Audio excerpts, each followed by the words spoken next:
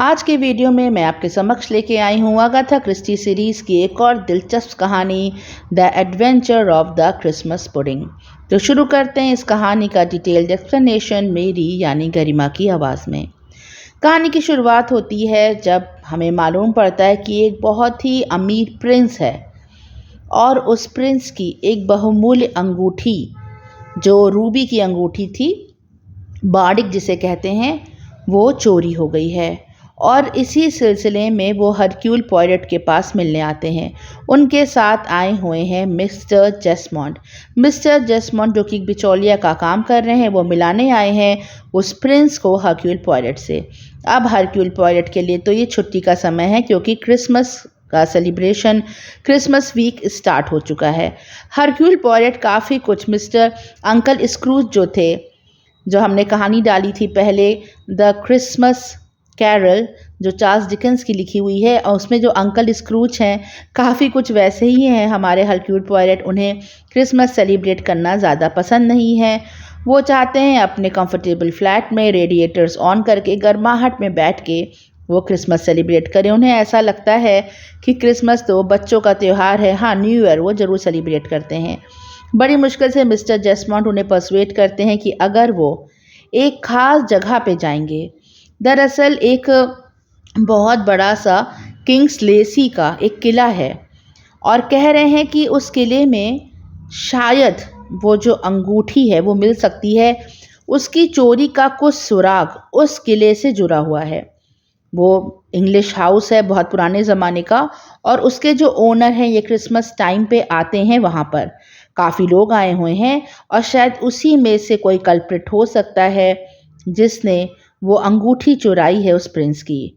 पहले तो हरक्यूल पॉयरट बिल्कुल मना कर देते हैं वहाँ जाने से, क्योंकि उन्हें लगता है कि बड़ा सा एक पैलेस यानी पत्थर का पैलेस होगा, वहाँ ठंड भी बहुत होगी और उन्हें क्रिसमस सेलिब्रेट करने का बिल्कुल भी मन नहीं। लेकिन मिस्टर जेसमॉन्ड कहते हैं कि उन्हें कोई भी परेशानी नहीं होगी, वो काफ़ी गर्म पैलेस है, वहाँ हीटिंग बहुत अच्छी है, और वो इंग्लिश स्टाइल में किस तरह से क्रिसमस मनाया जाता है जब वो ये देखेंगे तो उन्हें भी इस त्यौहार से बहुत प्यार हो जाएगा और वहाँ के लोग इन्हें बहुत अच्छे लगेंगे। बड़ी मुश्किल से हरक्यूल पॉयरट तैयार हो जाते हैं। उन्हें मालूम पड़ता है उस प्रिंस से कि उसकी शादी एक बहुत बड़ी प्रिंसेस से तय हुई थी।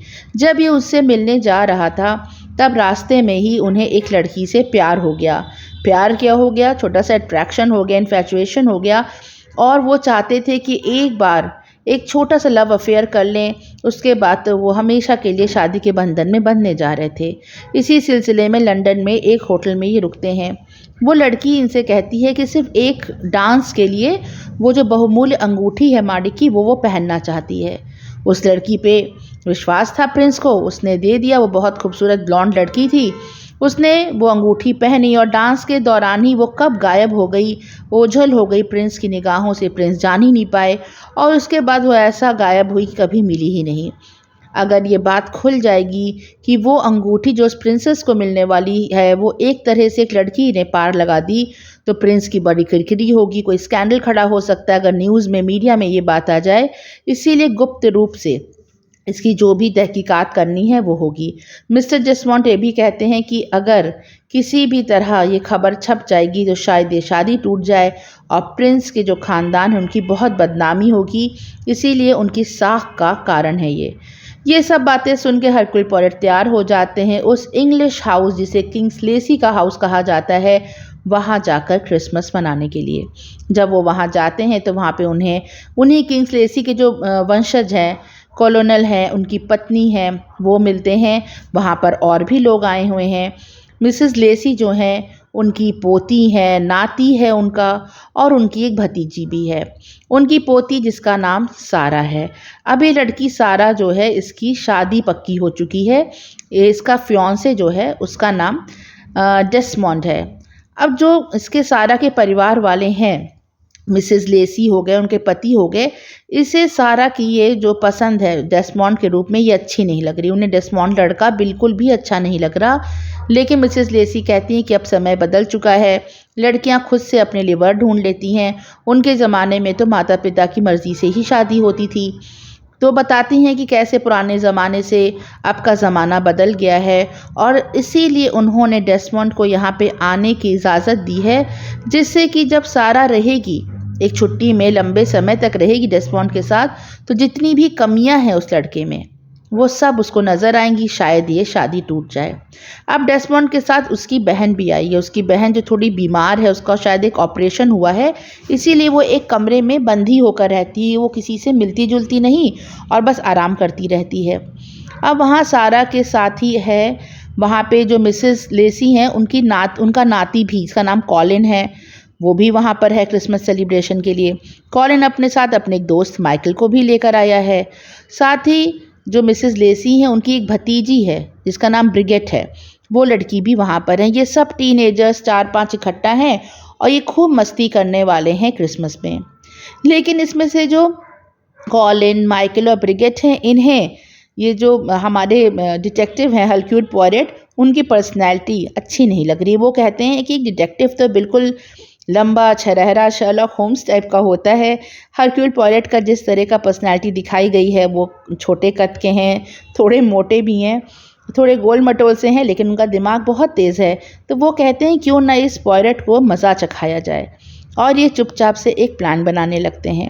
ये प्लान बनाते हैं कि जब क्रिसमस की जिस दिन सुबह होगी, उस दिन ब्रिगेट जो लड़की है, इनकी भतीजी मिसेस लेसी की, वो मरने की एक्टिंग करेगी। वो बर्फ़ पे जाके लेट जाएगी और हम लोग थोड़ा सा रंग डाल देंगे लाल रंग का वहाँ पे, और कहेंगे हरक्यूल पॉयरेट से कि देखो देखो यहाँ पे कत्ल हो गया। हरक्यूल बिल्कुल हक्का बक्का हो जाएगा। देखते हैं वो किस तरह से टैकल करता है इस सिचुएशन को। सारे ज़ोरों से हंसने लगते हैं। ब्रिगेट को भी ये आइडिया बड़ा अच्छा लगता है और सब प्लान बनाने लगते हैं कि किस तरह से ब्रिगेट को वहाँ पर सांस रोक के मरने की एक्टिंग करनी होगी।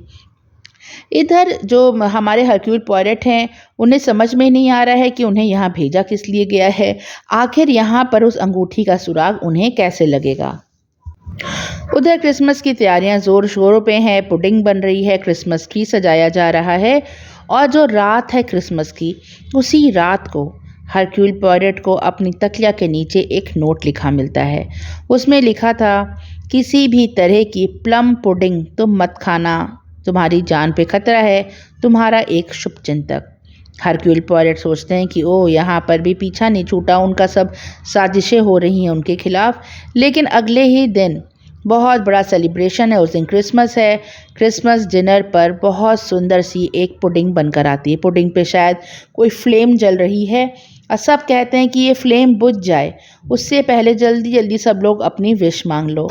बिल्कुल एक इंग्लिश टाइप का क्रिसमस सेलिब्रेशन हमें दिखाया जाता है। किस तरह से पुडिंग में छोटे छोटे से कुछ कुछ टोकन्स डाल दिए गए थे, और जिसके हिस्से में जो टोकन आएगा उसकी किस्मत उसी तरह की होगी, ऐसा कहा जाता था। तो ये जो पॉयरेट हैं, इनके प्लेट में एक बैचलर्स बटन आता है चमकता हुआ।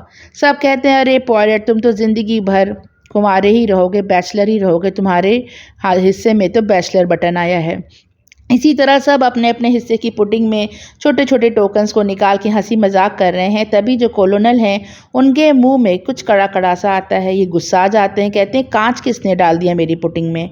और जब ये मुंह से निकालते हैं अपने, तो वो एक लाल रंग का चमकता हुआ रूबी था।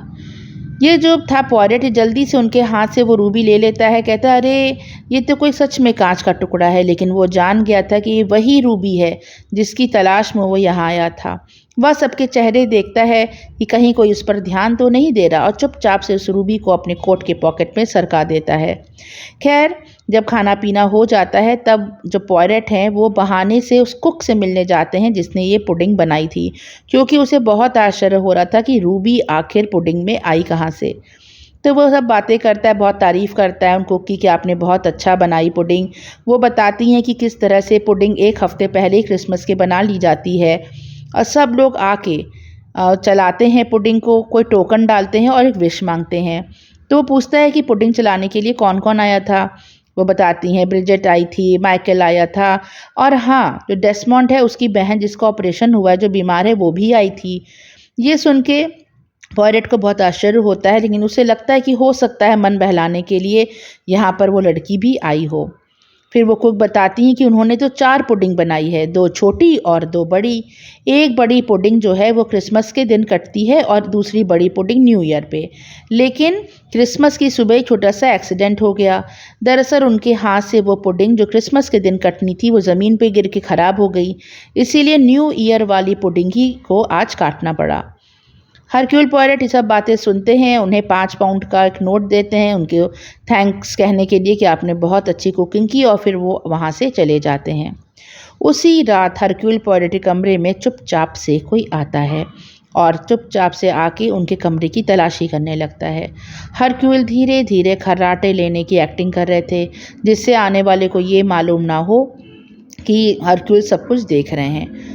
उन्हें एक ख़ास सुगंध आती है। वो सुगंध, वो सेंट जो थी, उसी शाम को ब्रिगिट यानी जो भतीजी है उसके कपड़ों से आ रही थी।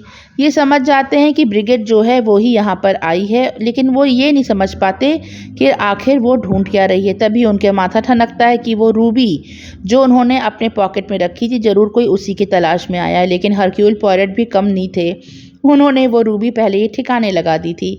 इसीलिए जो भी वो रूबी ढूंढने आया था हर जगह तलाशता, उनके कोट के पॉकेट में, तकिए के नीचे, अलमारी में, लेकिन कहीं भी उसको वो रूबी नहीं मिलती और हताश होकर वो लड़की जो थी वो उस कमरे से चली जाती है।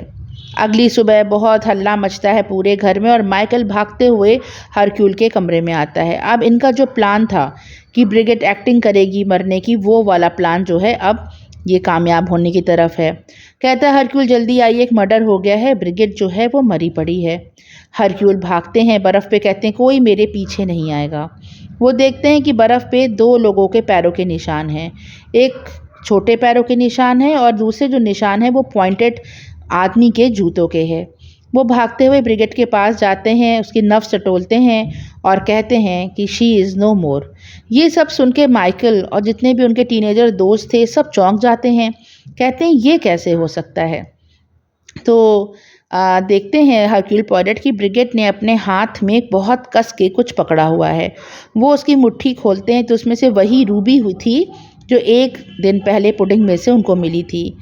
वो वापस उसके हाथ को बंद कर देते हैं और सोचने लगते हैं कि ब्रिगिट के पास ये रूबी है वो कहाँ से आई। सब लोग आश्चर्य में पड़ते हैं। माइकल रोने लगता है, कहता है नहीं नहीं, वो ब्रिगिट को मरते हुए नहीं देख सकता। फिर वो सब खुलासा करता है कि उन लोग तो मजाक किया था, ब्रिगिट एक्टिंग करेगी मरने की, लेकिन ये कैसे हो गया, एक मर्डर कैसे हो गया घर में। हरक्यूल पॉयरट कहते हैं कि जल्दी से जल्दी पुलिस को बुलाया जाए और कुछ भी कोई टच ना करे। तभी वो देखते हैं डेसमंड जो कि सारा का मंगेतर है, वो वहीं गया है ब्रिगिट की लाश के पास, उसके हाथ के पास कुछ कर रहा है। ये टोकते हैं उसको कि बिल्कुल भी टच मत करो लाश को। तब डेसमंड बोलता है कि वो जाके पुलिस को इन्फॉर्म करेगा। लेकिन थोड़ी ही देर बाद हम देखते हैं कि डेसमंड अपनी कार लेके बड़ी तेज़ी से वहाँ से फरार हुआ। तो ये सोचते हैं हरक्यूल पॉयरट कि ये तो पुलिस को बुलाने गया था, फ़ोन से बुला सकता था, ये कार से क्यों गया। तभी अंदर जाते हैं और कुक से पूछते हैं कि क्या हुआ। बोलती है वो कुक कि डेसमंड आया था, उसने फ़ोन उठाया लेकिन फ़ोन डेड पड़ा था, इसीलिए वो कार लेकर गया। हरक्यूल पॉयरट तुरंत फ़ोन को उठाते हैं, रिसीवर जब लगाते हैं कान में तो फ़ोन बिल्कुल ठीक था। वो समझ जाते हैं कि जो डेसमंड है इसने कुछ तो शातिरपना किया है। ये भाग के जाते हैं और जो उसकी लाश पड़ी हुई है वहाँ पे ब्रिगिट की, उसकी मुट्ठी खोलते हैं। उसकी मुट्ठी में अब वो रूबी नहीं था। ये सबसे कहते हैं कि चलो सारे अंदर चलो और हम लोग अभी डिसाइड करेंगे कि आगे क्या करना है। तब तक में डेसमंड की जो बहन है वो ऊपर से उतर आती है, साथ में सारा भी वहाँ आई है। सब इकट्ठे हो जाते हैं और सब सोचने लगते हैं कि आखिर हो क्या गया है। तभी हम देखते हैं पीछे से ब्रिगिट चलती हुई चली आ रही है। सब उसे देख के आश्चर्य में पड़ जाते हैं। ब्रिगिट कहती है कि ये सारा प्लान जो था ये हरक्यूल पॉयरट का था, लेकिन वो ये आश्चर्य में डूबी होती कि आखिर वो रूबी जो उसके हाथ में थी वो कौन चुरा के ले गया।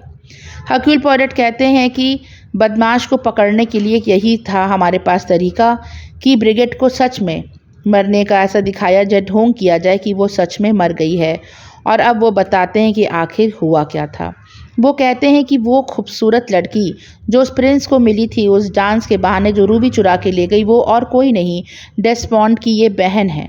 दरअसल वो डेसमंड की बहन नहीं है, वो उसकी प्रेमिका है और ये दोनों मिलके बहुत सारे ऐसे स्कैंडल्स को जन्म देते हैं। और ये एक तरह से प्रिंस को ब्लैकमेल भी करने वाली थी कि अगर वो उसे रुपए नहीं देगा तो वो ये खुलासा कर देगी कि रूबी तो उसके पास है। ये डबल क्रॉस करने वाली थी प्रिंस को। उसकी प्रेमिका जो वहीं बहन के रूप में आई थी वहाँ खड़ी है।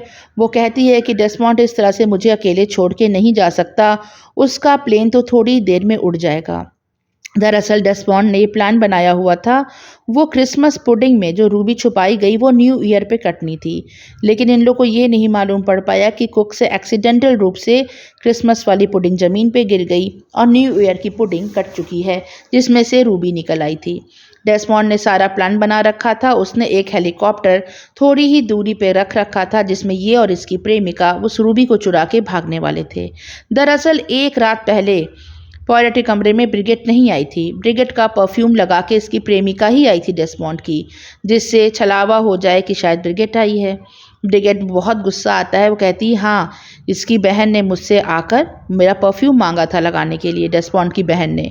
सारा तो इसी बात पे गुस्सा थी कि डेस्मॉन्ड मुझे डबल क्रॉस कर रहा था। वह अपनी प्रेमिका के संग यहाँ रह रहा था और उसने बता रखा था कि ये मेरी बहन है।